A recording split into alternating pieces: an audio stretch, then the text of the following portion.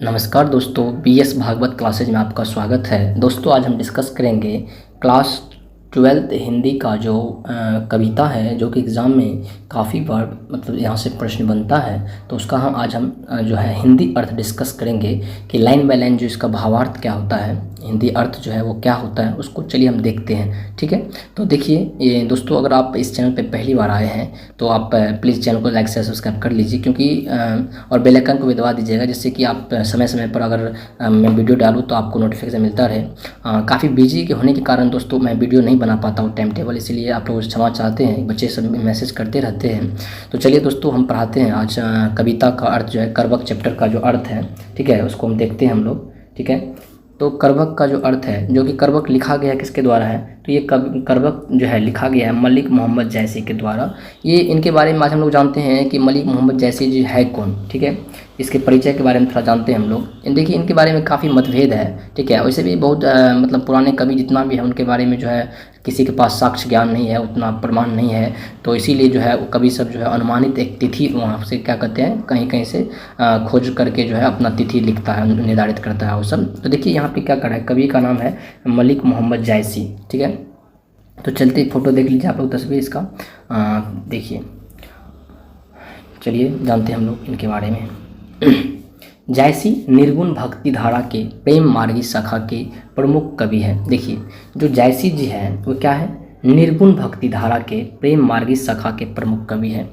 तो इनके बारे में थोड़ा हम लोग डिटेल्स जान लेते हैं अच्छा से, क्योंकि यहाँ से क्वेश्चन बनता है दोस्तों। पिछली बार भी जो है क्वेश्चन इस तरह से बना था, इसीलिए थोड़ा ध्यान से देखिए, इसको समझिए।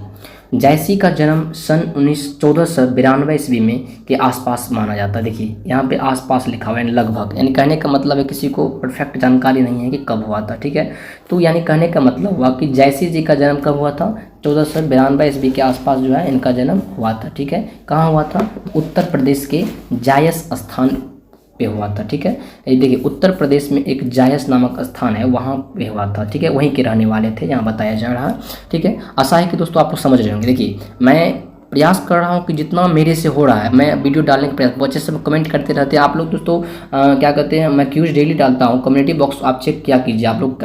2 3 4 5 क्वेश्चन बच्चे से बनाता है, वहाँ से निकल जाता है। भाई आप कम्युनिटी बॉक्स को चेक कीजिए, लगभग 50 सवाल डेली हम डालते हैं, वहाँ से देखिए, वहाँ से आप एग्जाम दीजिए, डेली टेस्ट दीजिए, क्यूज लगाइए, आपका नंबर वहाँ से ही बढ़ेगा दोस्तों। ठीक है, देखिए अब क्या कर रहा है, उनके पिता का नाम जो है मलिक शेख ममरेज थे। ठीक है, जो कि मलिक, जिनको हम लोग मलिक राजे अशरफ भी उनको न जाना जाता है। ठीक है, क्या थे उनके पिता का नाम, क्या था, मलिक शेख ममरेज। ठीक है, या उसको लोग मलिक राजे अशरफ बोलते थे। ठीक है, था जैसी कुरूप थे और कान्हे थे। ठीक है ना, जैसी जो थे वे कुरूप थे और कान्हे थे। ठीक है, मतलब अब दिखने में अच्छे नहीं थे। अब देखिए यहाँ पे क्या आगे है, ध्यान दीजिए। चेचक के कारण उनका चेहरा रूपहीन हो गया था तथा बाईं आंख और कान जो है ना से वंचित हो गया।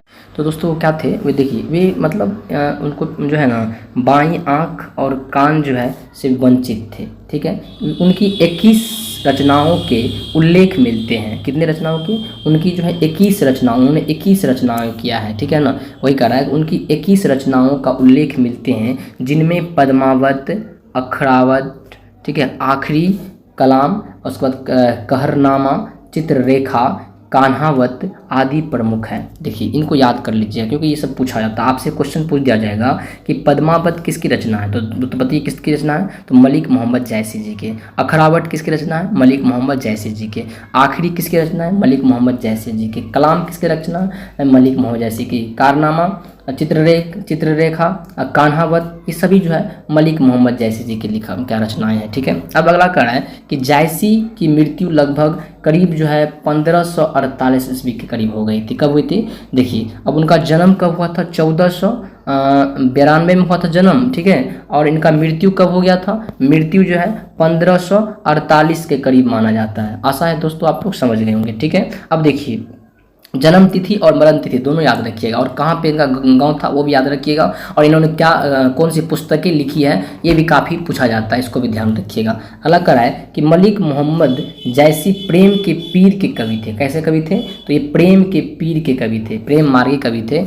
इस पाठ में 2 करवक प्रस्तुत है। देखिए इस पाठ में जो है 2 करवक प्रस्तुत किया गया है। पहला करवक जो है ये पद्मावत के प्रारंभिक छंद तथा दूसरा करबक जो है पद्मावत के अंतिम छंद से लिया गया है। ये पहला जो करबक है ये कहाँ से लिया गया दोस्तों, तो ये प्रारंभिक छंद जो है ये करबक के पद्मावत से लिया गया, सॉरी कहाँ से लिया, पहला पद जो है पद्मावत के प्रारंभिक छंद से लिया गया है और दूसरा पद जो है करबक पद्मावत के अंतिम छंद से लिया गया है। ठीक है, आशा है कि आप लोग समझ गए होंगे। देखिए, प्रथम करबक में कवि अपने रूपहीनता के बारे में बताते हैं और एक आंख के अंधेपन के बारे में कहते हैं। देखिए, पहला पद में जो वह कवि जो है पहले करबक में है वो अपनी रूपहीनता और एक आंख के अंधेपन के बारे में वो क्या करते हैं, बताते हैं। वह रूप से अधिक अपने गुणों की ओर अपना ध्यान खींचते हैं। वे जो कवि साहब जो है वो क्या करते हैं कि रूप से ज़्यादा जो है अपनी गुणों की ओर ध्यान को खींचते हैं। याद रखिएगा दोस्तों, एक बात और याद रखिएगा, कहावत भी है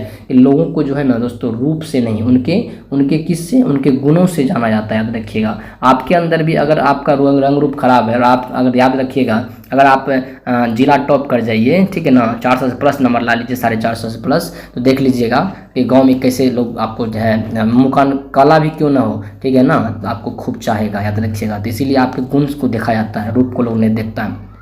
ठीक है, तो वही इसमें कवि जो है लोगों को जो है उन क्या कहते हैं, अपने रूप से नहीं अपनी गुण की ओर अपना वो ध्यान खींचते हैं। किसकी ओर खींचते हैं इस कवि में, इसकी कविता का अर्थ क्या होता है, इसमें जो है इस कवि साहब गुण को प्रकट करने का प्रयास कर रहा है कि किसी का रूप मत देखो, उनका क्या देखो, गुण देखो। ठीक है, उन्हीं की ओर ज़्यादा ध्यान केंद्रित करते हैं, खींचते हैं लोगों का। ठीक है, आशा है कि आप लोग समझ जाएंगे। द्वितीय करबक में जो है पहला छंद में वो कहा गया है रूप की ओर, मतलब रूप नहीं गुण की ओर खींचा गया है। द्वितीय करबक में कवि अपने काव्यन और उनकी कथा सृष्टि के बारे में हमें बताते हैं। वे कहते हैं कि मनुष्य मर जाता है पर उसकी जो कीर्ति है, जो उनके द्वारा जो किया गया कार्य है, उनकी कीर्ति सुगंध की तरह जो है पीछे रह जाती है। याद रखिएगा, जैसे हम लोग तब न कहते हैं अमर हो गया, मतलब नहीं समझे, कहने का मतलब है जो कार्य आप करके जाइएगा, जैसे मान लीजिए वीडियो बना कर रख देंगे हम, मान लीजिए बाई चांस कुछ हो गया तो बताइए, तो उनका जो मतलब कहने का मतलब क्या हुआ, कहने का मतलब है कि जो इंसान मर भी जाए लेकिन उनका जो कीर्ति है, जो उनका जो किया हुआ कार्य है, उनका जो यश है, जो उन्होंने यश प्राप्त किया है, जो उनको क्या कहते हैं वो सुगंध की तरह जो है पीछे रह जाती है। याद रखिएगा, ठीक है, ध्यान दीजिए। अब कह रहा है कि करबक, समझिए ध्यान से कि करबक क्या है।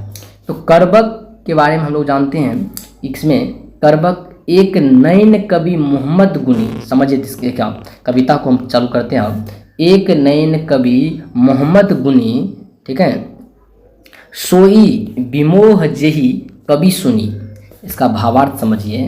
पहले क्या कर रहा है कि एक नयन कवि मोहम्मद गुनी अब सोई विमोह जेही कवि सुनी, मतलब भावार्थ हुआ कि यह जो प्रस्तुत है, ठीक है ना, यहाँ पे मिस्टेक हुआ है टाइपर से, ठीक है ना, ये प्रस्तुत पंक्तियाँ जो है, ठीक है ना, प्रस्तुत लिख दीजिएगा, प्रस्तुत पंक्तियाँ मलिक मोहम्मद जायसी द्वारा रचित महाकाव्य पद्मावत के अंश हैं। तो सबसे पहले तो ऐसे लिखना है कि ये जो प्रस्तुत कविता है हमारे सामने, ये पंक्ति जो है, ये लाइन, ये मलिक मोहम्मद जायसी के द्वारा रचित महाकाव्य है, जो कि कहाँ से लिया गया है, पद्मावत के अंश है, जिसमें कवि कहते हैं कि एक नयन के होते हुए भी जायसी जो है वह गुणी यानी गुणवान है।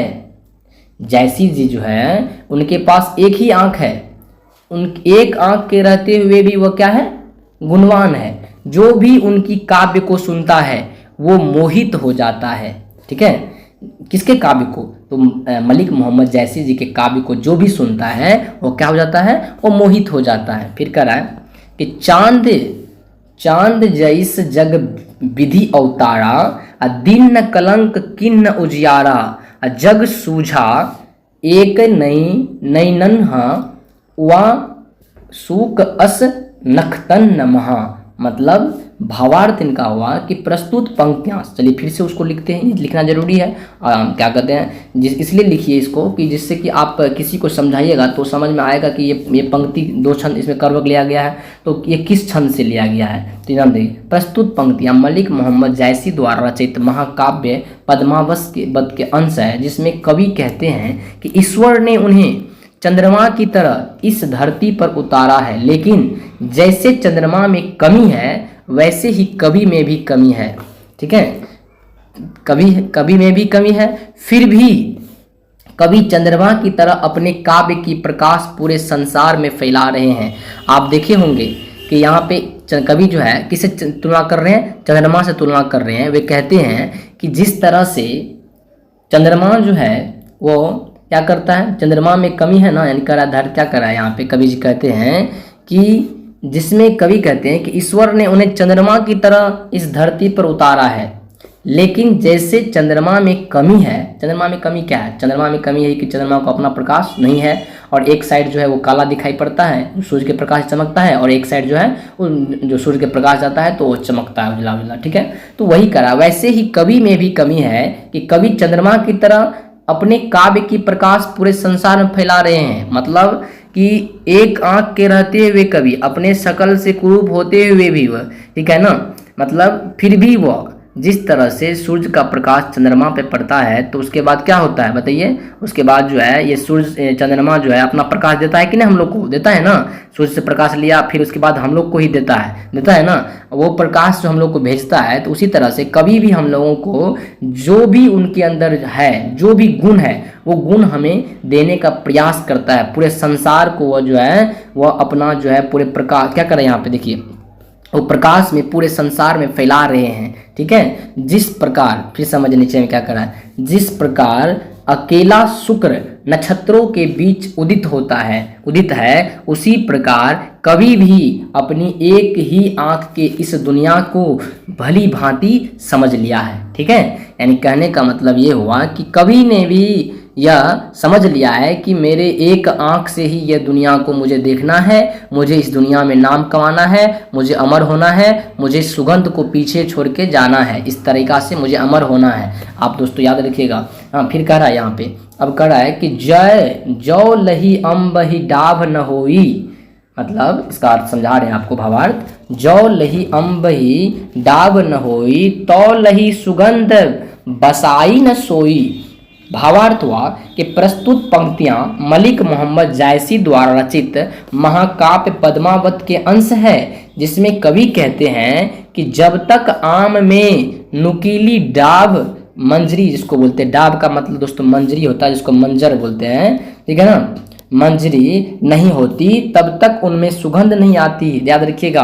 यानी कहने का मतलब है कि कोई भी आम का पेड़ हो, ठीक है ना, या कोई भी फल हो, ठीक, कोई भी क्या कहते हैं जो फल का वृक्ष हो, उसमें पहले देखिएगा मंजर आता है, ठीक है ना, पहले छोटा छोटा क्या कहते हैं उसमें मंजर आता है, उसके बाद जो है वो जो है वो अपने आप क्या करता है, सुगंध छोड़ता है, धीरे धीरे फिर उसमें फल लगता है। इसी तरीका से वो कह रहा है कि कभी भी कह रहे हैं कि कोई बात नहीं, विरोध करो, धीरे धीरे मैं एक दिन ऐसा मुकाम हासिल करूंगा कि मैं भी क्या कहते हैं उससे मतलब आम के मंजरी की तरह, डाब की तरह मैं सुगंध दूंगा, ठीक है। यही बात ये कह रहे हैं इसमें कि नहीं समुद्र पानी जो खारा अतो अति भयहु अजहु असूज अपारा। मतलब प्रस्तुत पंक्तियों में मलिक मोहम्मद जायसी द्वारा रचित महाकाव्य पद्मावत के अंश है। देखिए दोस्तों, ये बात तो आप लोग को याद ही हो गया होगा, कहाँ से लिया है, क्या है, नहीं है, जिसमें कवि कहते हैं कि समुद्र का पानी जो है वो क्या होता है, खारा है, इसलिए है कि वह असूज और अपार है। देखिए कहने का मतलब है कि देखिए आज मान लीजिए समुद्र का पानी हम लोग पीते नहीं है, ठीक है, आज हम लोग क्या करते हैं, समुद्र का पानी जो है नहीं पीते हैं। क्यों नहीं पीते बताइए, ठीक है, क्योंकि वो उसको लोग देखबे नहीं करता उसके तरफ, ठीक है, उसको क्या होता है, उसको लोग देखता नहीं, यानी कि उधर जो है लोग का ध्यान नहीं जाता, इसलिए क्योंकि वो खारा है। खारा का मतलब नमकीन है। अगर वह पानी हमारे लिए यूजेबल रहता, यानी कि हमारे लिए उपयोगी रहता, तो आज हम लोग वो पानी को क्या करते, पीते ना। लेकिन वो क्या है, वो पानी खारा है, यानी कि नमकीन है, तो उसका हम लोग यूज नहीं करते हैं। नमकीन पानी का हम लोग क्या नहीं करते हैं, यूज नहीं करते हैं, ठीक है। तो ये अब कर रहा है यहाँ पे प्रस्तुत पंक्ति जो है कि मलिक मोहम्मद जायसी द्वारा रचित महाकाव्य पद्मावत के अंश है, जिसमें कवि कहते हैं कि समुद्र का जो पानी होता है वो क्या होता है, खारा इसलिए है कि वह जो है असूज और क्या है, अपार है। इसीलिए अगर मान लीजिए ये पानी मतलब हम लोग का जो है नमकीन ना होता तो क्या कहते हैं, हम लोग इसको क्या करते, यूज करते, इसको हम लोग पीते, ठीक है। चलिए आगे चलते, आगे क्या कर रहा है देखिए। अब कह रहा है, ठीक है, अगर माने नमकीन रहता तो हम लोग जरूर पीते हैं, लेकिन नमकीन है तो इसीलिए लोग कहता है हट चलो हटाओ, ये पानी को कौन पिएगा, इसीलिए ना उसको छोड़ देता है लोग, ठीक है। आगे कह रहा है जो सुमिरो, ध्यान दीजिए दोस्तों, कह रहा है कि जो सुमिरो त्रिशूल विनाशा भा कंचन गिरी आग आकाशा। मतलब इसका भावार्थ हुआ कि प्रस्तुत पंक्तियां मलिक मोहम्मद जायसी द्वारा रचित महाकाव्य पद्मावत के अंश है, जिसमें कवि कहते हैं कि जब तक सुमेरु पर्वत को त्रिशूल से नष्ट नहीं किया गया तब तक वो सोने का नहीं हुआ। यानी कहने का मतलब हुआ कि इसमें बताया यह गया है कि जो कवि कहते हैं कि जब तक सुमेरु पर्वत को त्रिशूल से नहीं तोड़ा गया, नष्ट नहीं किया गया, तब तक वो सोने का नहीं हुआ। ठीक है, याद रखिएगा। अब दोस्तों इस सुमेरु पर्वत के बारे में जानना चाहते हैं तो आप लोग दोस्तों यूट्यूब पे सर्च कीजिए, देखिए इसके बारे में बता, बहुत अच्छा कहानी है, इंटरेस्टिंग कहानी, आपको समझ में आ जाएगा। ठीक है, वीडियो लंबा हो जाएगा इसीलिए हमने बताना चाहते हैं। ठीक है ना। जौ लही घड़ी कलंक न पड़ा, कांच हो ही नहीं कंचन करा। भावार्थ हुआ कि प्रस्तुत पंक्तियों मलिक मोहम्मद जायसी द्वारा रचित महाकाव्य पद्मावत के अंश है, जिसमें कवि कहते हैं कि जब तक घेरिया, ठीक है, यानी कि सोना गलाने वाला पात्र में सोने का क्या कहते हैं, जो सोने को गलाया नहीं जाता तब तक वह कच्ची धातु सोना नहीं होती। ठीक है, ठीक है। तो दोस्तों अब नीचे हमने क्या करा देखिए, एक नैन दस, क्या कर रहा है कि एक नैन जस दर्पण ओते ही निर्मल भयऊ सब रूपवंत गही मुख जो वही कई चाऊ। मतलब इसको देखिए ऐसे भी पढ़ सकते, एक नैन जस दर्पण ओते ही निर्मल भयऊ सब रूपवंत गही मुख जो वही कई चाऊ। मतलब इसका भावार्थ देखिए क्या हुआ। प्रस्तुत पंक्तियां मलिक मोहम्मद जायसी द्वारा रचित महाकाव्य पद्मावत के अंश है। दोस्तों आपको हमने बोला ये बात तो लिखना है आपको, क्योंकि आप अगर नंबर चाहते हैं अच्छा उठाना, जिससे कि उस इम्प्रेस मतलब हो जाए, आपसे खुश हो जाए, इस मतलब जो एग्जामिनर होता है वो, ठीक है ना, कॉपी जांचने वाला, उसमें खुश हो जाएगा। आप ऐसे कर लिखिएगा तो याद रखिए। जिसमें कवि कहते हैं कि वे एक नैन के होते हुए भी, कौन, जो मलिक मोहम्मद जायसी है, वे एक नैन के होते हुए भी दर्पण की तरह निर्मल और स्वच्छ भाव वाले हैं, और उनकी इसी गुण की वजह से बड़े बड़े रूपवान लोग उनके चरण पकड़कर कुछ पाने की इच्छा के लिए उनके मुख की तरफ ताका करते हैं। ठीक है, क्या समझे यहाँ से, ये कह रहे हैं कवि साहब, कह रहे हैं कि एक नैन के होते हुए भी वह दर्पण की तरह निर्मल और स्वच्छ भाव वाले हैं। मतलब उनके अंदर कोई भी किसी के प्रति क्रोध, गलत भावना, गलत विचार, गलत कोई भी मतलब वातावरण उनके अंदर नहीं है। ठीक है ना।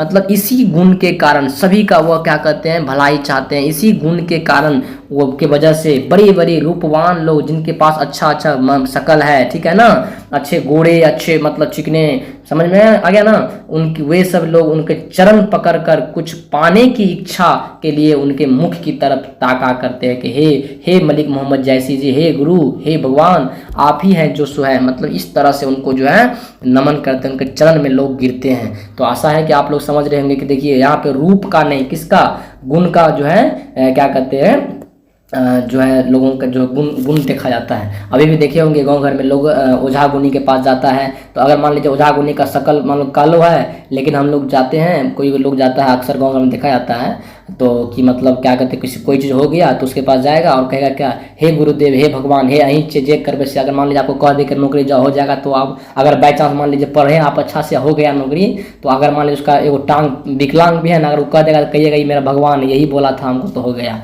समझ में आ गया ना। तो इसीलिए याद रखिएगा उनके अंदर जो गुण है ना, गुण को देखा जाता है, लोगों का रूप रंग नहीं देखा जाता है।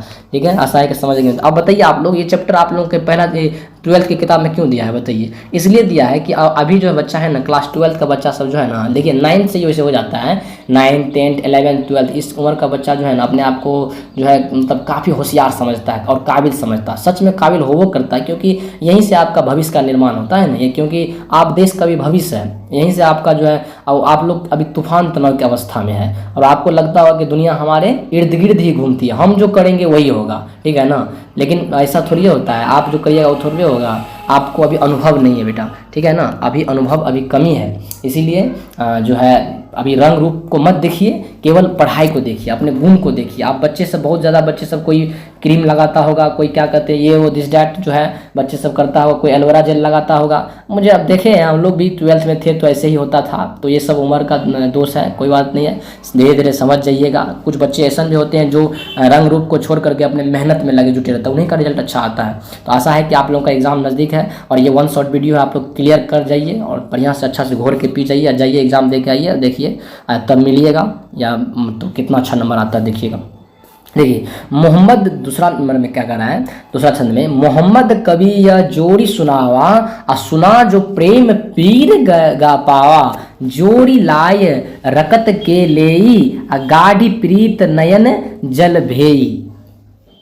मतलब ये हुआ कि भावार्थ प्रस्तुत पंक्तियां मलिक मोहम्मद जायसी द्वारा रचित महाकाव्य पद्मावत के अंश है, जिसमें कवि कहते हैं कि जिसमें कवि देखिए कवि जिसमें कवि अपने महाकाव्य के बारे में बताते हुए कहते हैं कि मैंने यानी मोहम्मद जायसी जी बोलते हैं कि यह काव्य रचना रचकर सुनाया है और जिसने भी इसे सुना है उसे प्रेम का पीड़ा का अनुभव हुआ है। किसका अनुभव हुआ है? प्रेम के पीड़ा का। दोस्तों देखिए, पोथी पढ़ जग मुआ पंडित भया न कोई, या 2.5 अक्षर प्रेम का पढ़े सो पंडित होय। देखिए धरती जो दोस्तों है प्रेम पे ही टिका हुआ है। एक माँ को बेटा से प्यार, बेटा को माँ से प्यार, भाई को बहन से प्यार, यानी कि सब देखिए एक दूसरा से अगर हम प्यार नहीं करेंगे, एक दूसरा से हम लड़ेंगे झगड़ेंगे तो हम लोग जो है कट मर के मर जाएंगे, याद रखिएगा, ठीक है ना। इसीलिए प्रेम बहुत जरूरी है, समझे ना, याद रखिएगा।